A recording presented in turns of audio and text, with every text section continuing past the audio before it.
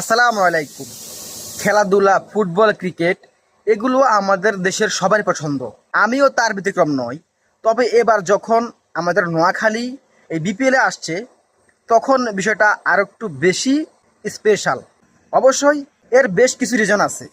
তার মধ্যে প্রথম রিজন হয়েছে আমাদের বাংলাদেশের খেলা অনেক সময় আমাদেরকে অনেক কষ্ট দেয়।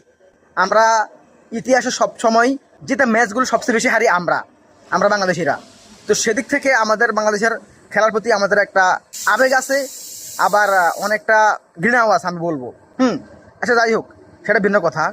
এবারের বিপিএলে যখন নোয়াখালী আসলো, নোয়াখালীর বিষয়টা, আমি যেহেতু একজন নোয়াখালীর মানুষ, আমার কাছে বিষয়টা একটু বেশি ভালো লাগছে। আমি জানি না সাধারণ মানুষ এটাকে কীভাবে নেবে। আপনারা দেখুন, নোয়াখালী রিসেন্টলি তাদের যেই দলীয় যে লোগো, তাদের টিমের যেই লোগোটা তারা প্রকাশ করছে, সেখানে দেখেন কি কি আছে।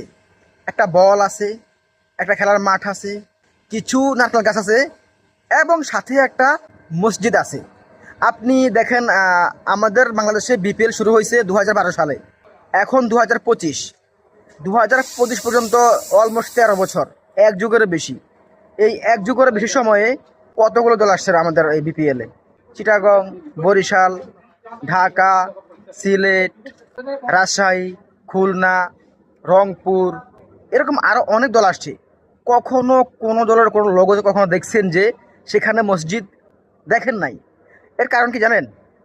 এক সময় আমাদের এই উপমহাদেশের যেই আলেমরা ছিল, যারা ছিল প্রবীণ আলেম, যারা ছিল বয়স্ক আলেম, বা যারা ছিল সিনিয়র আলেম, তারা আমাদের নোয়াখালীকে বলতো নোয়াখালী হচ্ছে দ্বিতীয় আরব।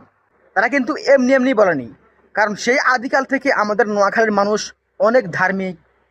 বিশেষ করে আমাদের নোয়াখালীর যে মহিলারা, যে মেয়েরা, যারা ছেলে, আমি যেমন আমার মতো, আমি কিন্তু ভাই খুব একটা ধার্মিক না। আমি আমার কথা বলছি না, আমি বলছি আমাদের নোয়াখালীর যে সমস্ত মা বোনেরা আছে, আমাদের বোনেরা আছে, তারা এতটা ধার্মিক যেটা আসলে আমরা চিন্তাও করতে পারি না। হ্যাঁ, আমরা মাঝে মাঝে আমরা অবাক হয়ে যাই ভাই। আমরা দেশে বিদেশে আমরা অনেক ঘুরি, আমরা জানি আমাদের নোয়াখালীর আমাদের মায়েরা, আমাদের বোনেরা, তারা কতটা ভদ্র, কতটা ধার্মিক, কতটা আল্লাহ ভীরু। এই আল্লাহ ভীরু মা বোনদের পেট থেকেই কিন্তু বড় বড় আল্লাহওয়ালারা, বড় বড় আলেমরা জন্ম নেয়। এই নোয়াখালী কত বড় বড় মাপের, কত বড় আলেমের জন্মস্থানে নোয়াখালী।